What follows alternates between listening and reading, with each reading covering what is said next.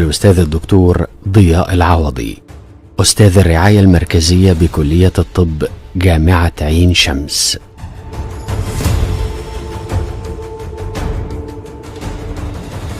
السلام عليكم ورحمة الله وبركاته. هنتكلم النهاردة يا جماعة عن نظام الطيبات.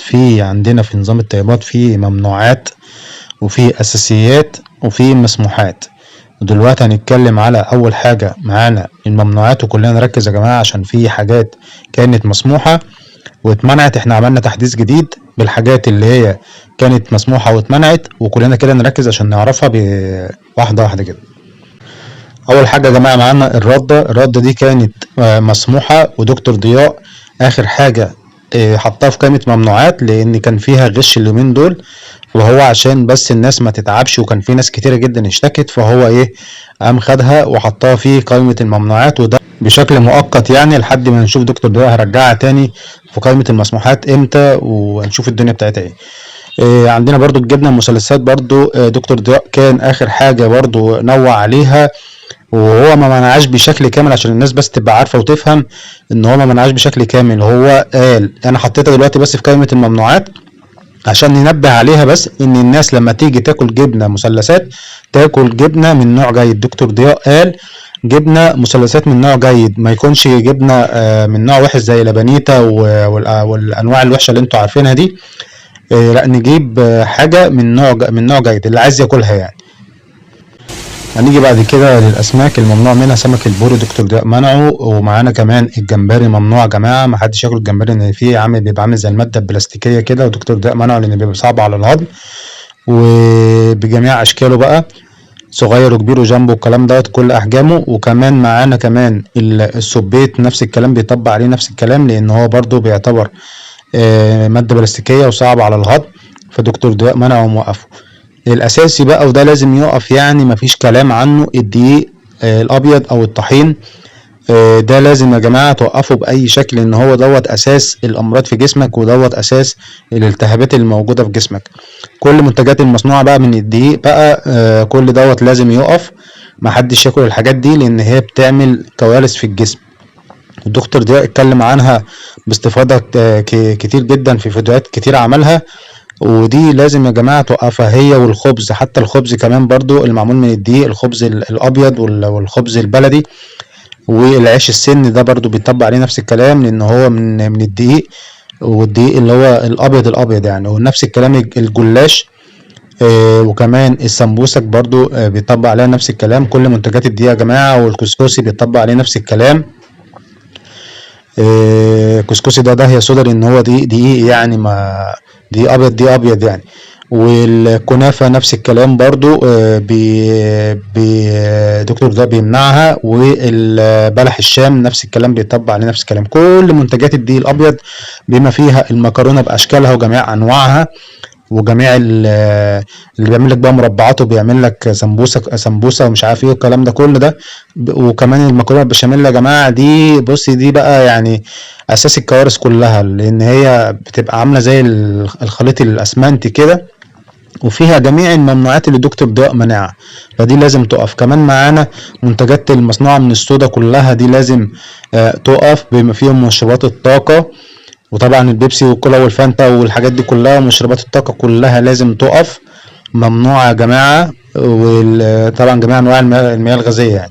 والبريل طبعا ده برضو معانا من البريل اللي هو مصنوع من الشعير، لان ده داخله برضو صودا، ودكتور ده قال اي حاجه داخلها صودا وبتلعب مع حمض المعده دي لازم تقف. اللبن من الممنوعات ولازم نوقفه، واللبن ده برضو دكتور ده قال لازم ما حدش ياخد لبن لان هو بيعمل كوارث. والارز باللبن نفس الكلام، والزبادي نفس الكلام، لان ده بيبقى عباره عن ماده كده لزجه كده بتنزل في جدار المعده بتلزق فيه وبتبقى صعبه الهضم يعني. برضو الجبن الابيض بجميع انواعه لان دي منتج من منتجات الدقيق. كل الجبن البيضاء كلها لازم تقف، الجبن البيضاء كلها باشكالها بقى، العلب جميع انواع العلب والبلاستيكات اللي هي العلب البلاستيك اللي هي بتبقى الجرادل دي. والجبنه القريش ده يا جماعه لازم تقف، لان ناس كتيره جدا بتفكر انها صحيه وهي مش صحيه يا جماعه، لازم توقفها. والحليب المجفف البودرة اللي احنا بنحلي بيه نحط بيه على اللبن وعلى النسكافيه والكلام ده، والكريمر لازم برضو يقف، اللي احنا بنبيض بيه الشاي والقهوة والكلام ده والنسكافيه. معانا بقى الفراخ دي اساسي لازم توقفها، لان الفراخ بتعمل بانيك اتاك وبتعمل نوبات هلع وبتجيب سرطانات مريء. فدكتور ضياء موقفها هي طبعا والبيض بتاعها، طالما الفرخه يبقى البيض اساسي لازم يقف معانا، وممنوع البيض. والبط نفس الكلام بيطبق عليه نفس الكلام. البط من الممنوعات يا جماعه، ما حدش ياكل بط. البط طبعا جميل وحلو وكل حاجه بس بيعمل مشاكل. والاوز اللي هو الوزه نفس الكلام برضو ممنوعه وبتعمل مشاكل، بيطبق عليها نفس كلام الفراخ. وكمان معانا برضو الديك الرومي بيطبق عليه نفس الكلام من الممنوعات. الديك الرومي طبعا يعني شهي جدا يعني بس ممنوع. الكبد والقوانص للفراخ والبط والاوز، كل الكبد والقوانص بتاعتهم كلها ممنوعة مش مسموحة. الفول بقى، الفول من البقول ده صعب الهضم، والقشرة بتاعته بتبقى صعبة الهضم جدا على القولون، فدكتور ده منعه لان منتجاته صعبة الهضم. يعني كل منتجات الفول كلها بما فيهم الفول الاخضر القشرة بتاعتهم بتبقى صعبة. الكشري نفس الكلام، الكشري طبعا ده لازم يقف لان كل منتجاته كلها من الممنوعات. رز ما عدا الرز بس، اما كل الباقي كله ممنوع. مكرونة والحمص والعدس والكلام ده كله ممنوع. البقول بجميع انواعها كلها ممنوعة بقى، كل البقوليات اللي هي الفاصوليا والبسلة والعدس والحاجات دي كلها ممنوعة. شوربة العدس يا جماعة دكتور ضياء هنا هننوع عن ان هو قال ممكن تاكلها مرة او مرتين في الشهر حد اقصى، يعني ما تكترش عن كده. معانا بعد كده العدس بجيبه برضو من الممنوعات يا جماعة. الفول السوداني برضو معانا برضو من الممنوعات يا جماعة ولازم نوقفه. البسلة برضو نفس الكلام من الممنوعات، هي والجزر اللي بيخش فيها. الطماطم ممنوع تتاكل صحيحة كده، ممكن ناكلها صلصة تبقى تتعصر كويس وتتصفى كويس وتتاكل صلصة بس مش كتير برضو عشان بتعمل مشاكل وما تكونش متسبكة قوي يعني. الجزر طبعا ممنوع بجميع اشكاله والوانه بقى، كل الجزر كله ممنوع، ان صعب الهضم طبعا وبيعمل مشاكل في المعدة، بيعمل تقرحات في المعدة والام في المعدة. اللفت والخيار ممنوعين برضو. معانا بعد كده القلقاس كان مسموح بس دكتور ضياء منعه وحطيناه في قائمة الممنوعات اخر التحديث. معانا كمان الفاصوليا الخضراء برضو ممنوعة بتعمل مشاكل برضو. معانا بعد كده البامية كان برضو مسموحة ودكتور ضياء منعها حطيناها في قائمة الممنوعات، والبامية من الممنوعات يا جماعة. والكوسة نفس الكلام برضو كانت مسموحة ودكتور ضياء منعها فحطيناها في قائمة الممنوعات لحد ما نشوف دكتور ضياء هيعمل تحديث جديد وهل هيدخل حاجات في المسموحات ولا لا. الملوخية نفس الكلام برضو ممنوعة هي والنعناع. كل بقى الورقيات كلها ممنوعة، البقدونس والشبت وجميع الورقيات كلها اللي هي بتعمل جروح في القولون والمعدة، فدي كلها واقفة هي والشبت. والخس نفس الكلام بيطبق عليه نفس الكلام لانه من الورقيات. الكابوتشي برضو من الممنوعات. الكرنب من الممنوعات. وطبعا كمان القرنبيط ممنوع يا جماعة. القرنبيط هو البروكلي جميل طبعا بس برضو من الممنوعات، ليه فوائد كتير يعني بس برضو دكتور قال من الممنوعات يبقى ممنوعات. البصل نفس الكلام بس البصل ما يتاكلش ناي يا جماعة، ممكن ناكله في الطبيخ يعني نشرب المية بتاعته ما ناكلهوش هو، يعني نشرب المية بتاعته يعني نطبخ بيه هو والثوم بس ما يتاكلوش، نشرب المية بتاعتهم او الطبيخ بتاعهم. الفجل نفس الكلام ممنوع، الفجل ده طبعا صعب جدا بيبقى عامل زي الجزر والخيار. الورق العنب نفس الكلام برضو من الممنوعات. وبعد كده معانا البتنجان من الممنوعات يا جماعة بجميع اشكاله بقى واحجامه وابيض واسود والوانه كلها من الممنوعات كلها لازم تقف. ولو هنضطر ناكله محشي بس، يعني دكتور ده قال ناكله محشي ومش كتير ما نكترش منه، هو والفلفل يبقى محشي بس. الفلفل معانا من الممنوعات الا بس لو هناكله محشي زي ما احنا قلنا او هناكله في الطبيخ يكون مستوي كويس قوي. اللي معانا كمان السلطه الخضراء كلها ممنوعه، ما حدش ياكل السلطه الخضراء يا جماعه لان هي بتبقى صعبه الهضم وليها مشاكل. معانا بعد كده البطيخ من الممنوعات، وده خضروات يا جماعه مش فواكه، ده من الممنوعات لازم نوقفه وما ناكلوش ان دكتور ده موقفه.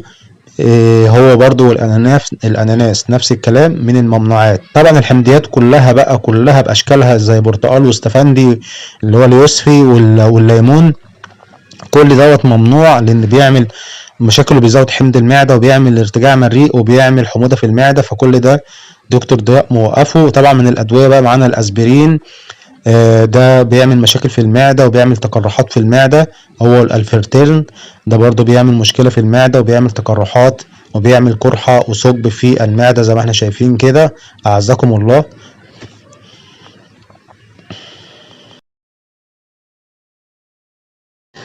هنتكلم بقى دلوقتي عن اهم حاجه في النظام اللي هي اساسيات نظام الطيبات. والاساسيات يا جماعه بتعتبر ركن من اهم الاركان في نظام الطيبات اللي بيعتمد عليها النظام ككل في العلاج وفي الشفاء. اول حاجه اللي هي الحبوب بتبقى عباره عن ارز وتوست، دول مهمين جدا بالنسبه للحبوب. تاني حاجه السكريات زي السكر الابيض والعصير. وتالت حاجه برضو معانا واهم حاجه اللي هي الدهون زي الزيت والقشطه والسمنه. هم دول يا جماعه اهم حاجه في النظام واللي بيعتمد عليهم نظام الطيبات في العلاج والشفاء باذن الله. ركز على الحبوب والسكريات والدهون مهمين جدا. هنتكلم دلوقتي على المسموحات في نظام الطيبات. المسموحات بقى في حاجات كتيره تعدلت فيها، فنركز مع بعض عشان في حاجات اتشالت من المسموحات وفي حاجات اضافت. هنتكلم دلوقتي عن اهم حاجه في نظام الطيبات اللي بيعتمد عليها زي ما قلنا النظام الارز. الارز دوت من الاكلات المهمه جدا في النظام، ومن الحبوب اللي بيعتمد عليها النظام عشان بيبقى فيه فيتامينات ومعادن كثيره جدا وبيكون الكتله العضليه في الجسم. فدكتور ضياء بيخلي الناس كلها الاساس عندهم الرز في النظام. تاني حاجه التوست، بيبقى توست بالرده يا جماعه. التوست بالرده وماركته ريتش باك، والسعر دلوقتي عامل 43 جنيه للناس اللي عايزه تعرف السعر. وممكن بقى تعمله في التوستر اللي هو بيتحمر كده، وممكن تعمله كمان في الطاسه وحته زبده كده وتحمصه وتاكله. بعد كده معانا الشوربه. الشوربه بقى فيه منها اشكال كتيره وانواع كتيره. شوربه العظم مثلا، ممكن نعمل شوربه عظم بتبقى جميله جدا ولها فوائد مذهله للجسم وخاصة على الرئة يا جماعة. وبعد كده ممكن نعمل شوربة بصل. معانا شوربة البصل بس ما ناكلش البصل بتاعها، نشرب المية بس. شوربة الثوم اللي هي الثوم نفس الكلام برضو، نشرب المية بتاعتها وما ناكلش الثوم. معانا بعد كده الذرة. الذرة بقى هنا ممكن ناكلها كوز ذرة عادي مشوي، او ممكن ناكلها على هيئة فشار. وطبعا دي من الحبوب الكاملة.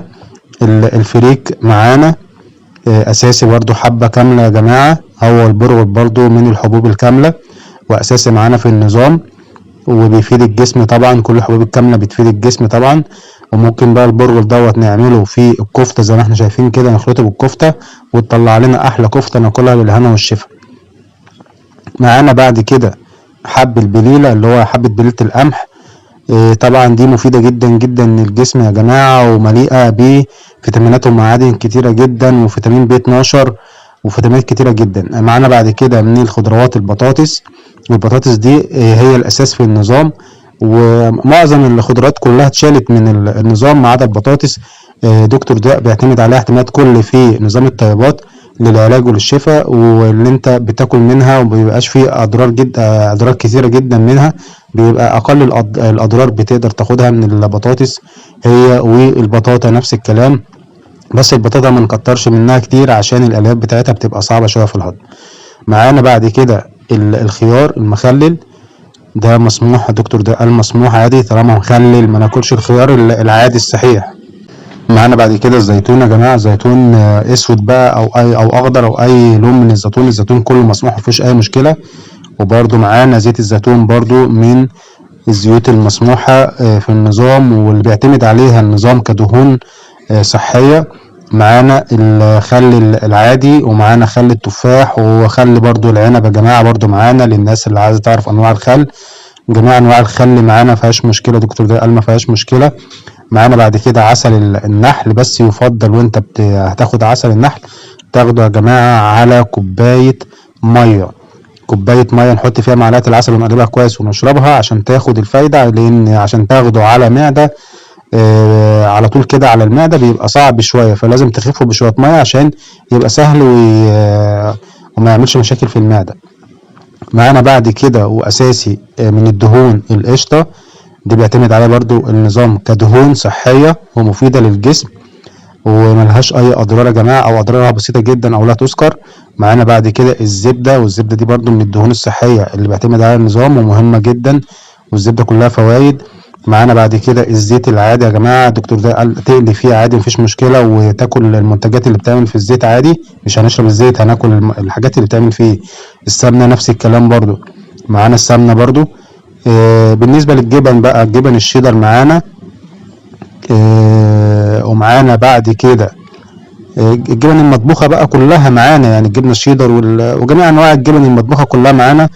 ومعانا كمان الجبنة الرومي معانا برضو يا جماعة، وجميع الجبن المطبوخة زي ما احنا قلنا. وكمان معانا الجبنة الغالية قوي اللي يقدر يجيبها اللي هي الجبنة الجودة، اللي ما يقدرش مش مشكلة عادي، كل المسموحات اللي تقدر تجيبه هاته، اللي ما تقدرش عادي مش مشكلة. جبن كوبايات يا جماعة معانا برضو، وأساسي معانا في النظام جبن مطبوخة هي في الأصل. معانا بقى من الفواكه الأساسي البلح، بلح أحمر بقى، بلح أصفر، جميع أنواع البلح بألوانه كلها. ومعانا كمان البلح الرطب اللي هو الأسود، ومعانا التمر اللي هو البلح المجفف يعني هو كان بلح واتجفف بقى تمر بجميع أنواعه وأشكاله. جميع البلح معانا في النظام ما فيهاش أي مشكلة، وكل منها وأنت مطمن ما فيهاش أي مشاكل. الموز نفس الكلام، تاكل منه وأنت مطمن إن هو سهل في الهضم وسهل في الإخراج وجميل ومليان فوائد ومغنيسيوم وبوتاسيوم. معانا بعد كده التين طبعا سهل جدا في الهضم وحلو جدا في المعدة وحلو للإمساك يا جماعة. ومعانا كمان التين المجفف نفس الكلام. كل اللي جاي بقى من حاجات رمضان كلها دكتور ده قال ناكلها احنا مطمنين. معانا العنب نفس الكلام سهل في الهضم. ومعانا كمان الزبيب برضو نفس الكلام يا جماعة، الزبيب معانا برضو، اللي هيسأل على الزبيب معانا عشان هو في الأصل من العنب واتجفف. معانا البرقوق، طبعا البرقوق جميل جدا في الهضم وفي عملية الإخراج وجميل جدا للإمساك، هو والقراصية بتاعته اللي هو البرقوق المجفف بيبقى جميل جدا للإمساك. معانا المشمش برضو نفس الكلام، هي والمشمشية طبعا، المشمشية كلنا عارفين اللي هي لها فوائد لا تعد ولا تحصى. معانا كمان قمر الدين برضو مسموح في النظام. كل اللي جاي من بكار دكتور ضياء قال معانا وناكل منه واحنا مطمنين وما نخافش. معانا الفراولة طبعا لها فوائد كتير جدا الفراولة ومسموحة في النظام، هي والعصير بتاعه، ويفضل ان احنا نشربها عصير افضل واحسن. الجوافة يا جماعة معانا بس من غير بذر، وتفضل ان هي تبقى عصير برضو، الجوافة تبقى عصير.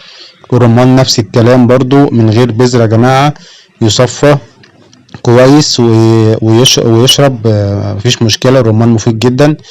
التفاح برضو اهم حاجة يبقى من غير قشر يا جماعة، نشيل القشر بتاعه وناكله مفيش مشكلة، التفاح مفيد جدا التفاح. ومعانا في النظام التوت نفس الكلام برضو معانا في النظام وليه فوائد كتيرة جدا التوت. الكريز برضو مسموح معانا، الناس اللي بتسأل على الكريز برضو مسموح معانا في النظام. المربات بقى جميع انواعها كلها، كل المربات معانا في النظام وسهلة وكويسة وملهاش مشاكل، وبتاخد السكر بتاعها بكل بساطة. ويفضل ان جميع انواع الفواكه اللي انت تاكلها تعملها مربى عشان تاكلها وتاخد فوائدها. معانا النوتيلا من الشوكولاتات، النوتيلا برضو معانا سكريات، اللي مش قادر يجيبها ما يجيبهاش يا جماعه عادي، دي مش اساسيات في النظام، هي مسموحه بس مش اساسيات، هي والشوكولاته. اللي يقدر يجيب الحاجات دي يجيبها، اللي ما يقدرش مش شرط، واللي عنده سكر ما يخشش عليها مره واحده. معانا بعد كده الاسماك، السمك كله مسموح ما عدا السمك البوري والجمبري والسبيط، احنا قلنا عليهم دول ممنوعين. بقيه الاسماك كلها مسموحه. بس دكتور ده قال لي يفضل في الشتاء بس اللي احنا ما ناكلش في شهر 1 وشهر 2 سمك، عشان بس في مشاكل دلوقتي في السمك. بعد كده كل زي ما انت عايز، دي ملحوظة قلنا نقول عليها، بس السمك كله فوائد طبعا. الرنجة يا جماعة برضو في ناس كتيرة جدا سألت على الرنجة عشان عايزة تعرف هي معانا ولا مش معانا. لا، الرنجة يا جماعة معانا في النظام مسموحة، كل رنجة مفيش مشكلة فيها.